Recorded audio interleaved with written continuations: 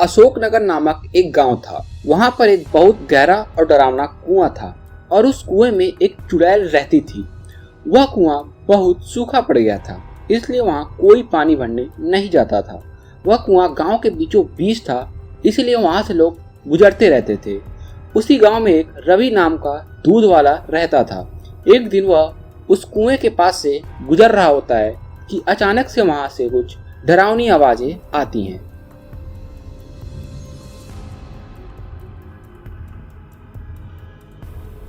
ये क्या? ये कैसी अजीब आवाजें आ रही हैं? फिर इतना ही बोलकर रवि धीरे धीरे उस कुएं की तरफ बढ़ता है और कहता है, अरे, यहाँ तो कोई भी नहीं है और अब तो आवाज भी आना बंद हो गई है। शायद हो सकता है कि ये मेरा वहम हो। इतना बोलकर रवि वहां से जाने लगता है कि तभी वहां से अचानक एक छोटी बच्ची की आवाज आती है, बचाओ बचाओ। रवि फिर मुड़कर उस कुएं की तरफ जाने लगता है। ये क्या? ये तो एक छोटी सी बच्ची है। भैया, मेरा नाम खुशी है। मैं खेलते खेलते इस कुएं में गिर गई। क्या आप मेरी मदद करेंगे? हाँ जरूर, क्यों नहीं। इतना कहकर रवि उस कुएं में कूद जाता है।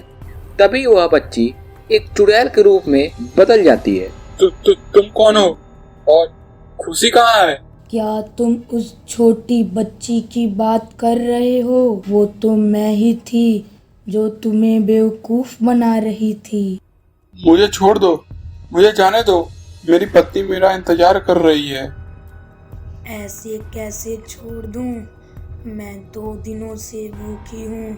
अब मैं तुम्हें खाकर अपनी भूख मिटा लूंगी। इतना ही बोलकर वो चुड़ैल रवि को मार देती है। फिर उसकी पत्नी अपने देवर से कहती है, इतनी देर हो गई, अभी तक तुम्हारे भैया घर नहीं आए हैं। मुझे तो उनकी बहुत चिंता हो रही है।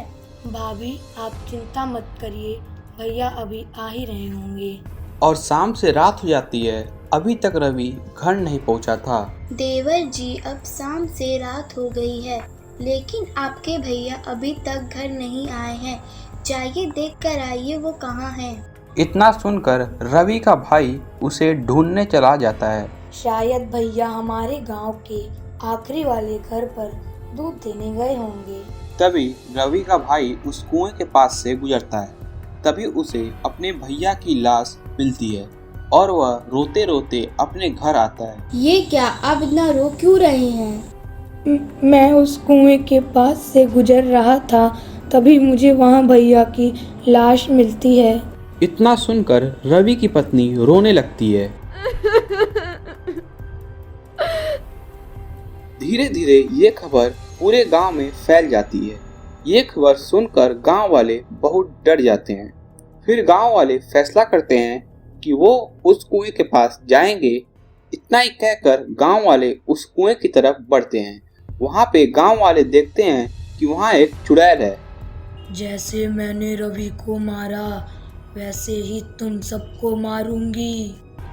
गांव वाले इतना सुनकर डर जाते हैं। फिर वापस अपने घर लौट जाते हैं और मिलकर चुड़ैल को मारने का फैसला करते हैं। उन्हीं गांव वालों में से एक व्यक्ति ऐसा था जो चुड़ैल को मारने की तरकीब जानता था। इतना ही सुनकर गांव वाले बोलते हैं, तरकीब? कौन सी तरकीब? हमें बताओ। उस चुड़ैल को मारने का एक ही तरीका है, हम उस कुएं में आग लगा सकते हैं। इतना सुनकर गांव वाले आग लगाने के लिए कुएं की तरफ बढ़ते हैं और उस चुड़ैल पर आग फेंक देते हैं। नहीं नहीं, मैं नहीं मर सकती, मुझे कोई नहीं मार सकता। फिर वो चुड़ैल आग में जलकर भस्म हो जाती है। फिर उस गांव में हमेशा के लिए शांति फैल जाती है।